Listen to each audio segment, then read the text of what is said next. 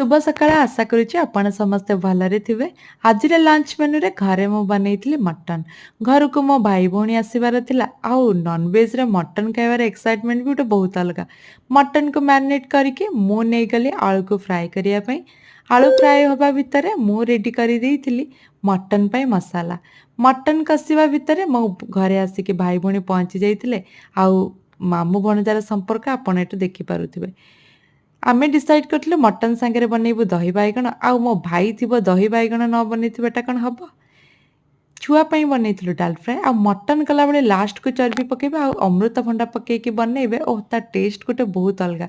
ଯୋଉମାନେ କେବେ ଟେଷ୍ଟ କରିନାହାନ୍ତି ସେମିତି ନିଶ୍ଚିତ କରିକି ଖାଇବା ଆଉ କମେଣ୍ଟରେ ଜଣେଇବେ କେମିତି ଲାଗୁଛି।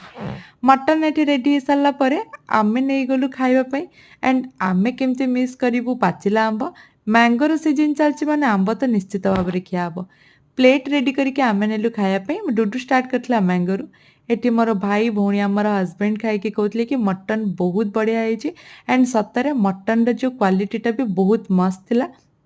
ମୋ ପୁଅ ତ ସବୁବେଳେ ଭାବେ କି ମା ଯାହା କରିକି ଦବ ମାନେ ଟେଷ୍ଟି, ତେଣୁ ସେ ସବୁବେଳେ ରେଡି ଥାଏ। ରହିଲି, ଜୟ ଜଗନ୍ନାଥ।